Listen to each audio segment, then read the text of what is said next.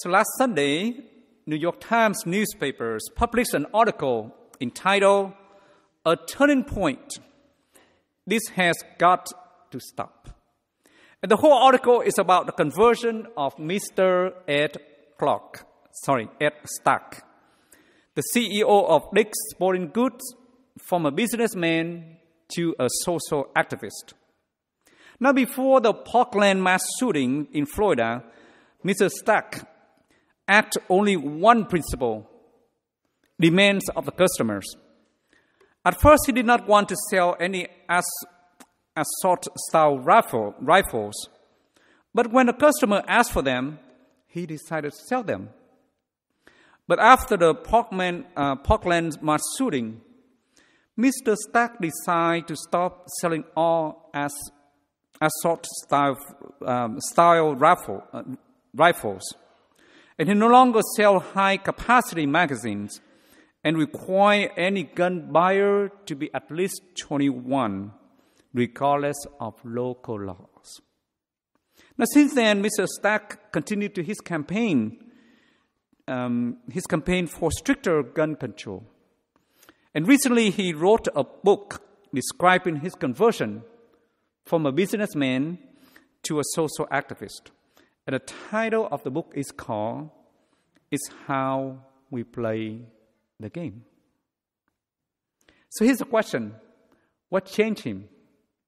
What changed him from a businessman to become social activist? One reason: his encounter with the kids and the parents. This is what he said. When Parkland mass shooting happened, watching those kids and listening to those parents, it had profound effect on me. It was at that point I said, "I just don't want to sell these guns, period," unquote. And he continued, said, "I'm a pretty stoic guy, but I sat there hearing about those kids who was killed. I have not cried that much since my mother passed away. And we need to do something. And this has got to stop," which he did. A few days later, he went to see the families of the victims. And he said that encounter has such a profound impact on him. Mr. Stack changed from a businessman to a social activist due to the encounter with the families of victims. Now, you and I have many encounters with so many different peoples and situations each day. Some encounters make us become less of ourselves, more self-centered, more fearful, and more anxieties.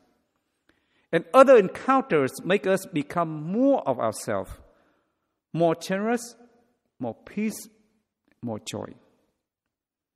In today's gospel, we see the encounter between Zacchaeus and Jesus. So what changed Zacchaeus? What is God saying to you and me today? Zacchaeus, as you know, was a chief tax collector, and he was a very wealthy man. As you know, Palestine was under Roman Empire for many years, and Rome used the local people, the Jews, to collect tax for them. And Zacchaeus worked for Rome. Rome did not care how much Zacchaeus collect tax from people, as long as Zacchaeus pay Rome what was due. The rest he can keep. So each day Zacchaeus encountered many different kinds of people. What for? With one purpose: to extort tax, collect tax from people. Result: he became very wealthy, but not happy. People hated him. Perhaps they cursed him. Perhaps they gossip about him. And they look at him with anger and label him as oppressors and traitors. I wonder how Zacchaeus felt when he went to bed each night. What do you think? He must be very happy, right? Because every day he collects a lot of money. Perhaps. Or perhaps he felt very lonely, rejected by people, and not at peace. Perhaps he felt hunger for peace and joy that he might once had. He felt hunger to seek someone who can understand him, who can hear him, who can rescue him from the fire of wealth, but not happy. In the midst of this fire of loneliness, Zacchaeus heard a rumor that Jesus is passing through his hometown, Jericho. So what did he do? He wanted to see Jesus. But there's one problem. The crowd. The crowd of people blocking him to see Jesus. Since he was a short stature, he could not see Jesus. You know, just like a little kid, if you notice when there's a parade, sometimes the little kid want to see the princess, but there's a block of people blocking and the kid cannot see. And I would imagine Zacchaeus something similar. So he has two choices, either give up or fly away. Give up or fly away. Now you and I will all have challenges, difficulties, problems in life, right? Especially in our faith journey. So we have two choices, either give up or fly away. So what does Zacchaeus choose to do? He decided to run ahead, climb a sycamore tree in order to see Jesus. Have you ever climbed a tree? So one time, as I pray about this gospel, so I decided to give it a try, to climb a tree, and guess what?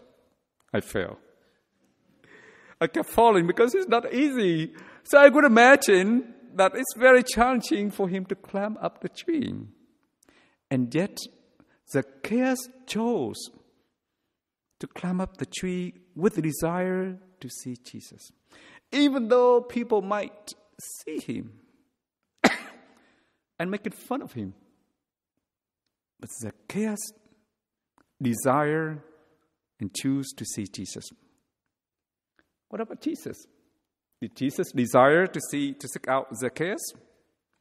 The gospel tells us that Jesus intended to pass through the town, Jericho, and when he reached the place, which is Zacchaeus' place, Jesus looked up and said to Zacchaeus, and called Zacchaeus by name, Zacchaeus, come down quickly, for today I must stay at your house.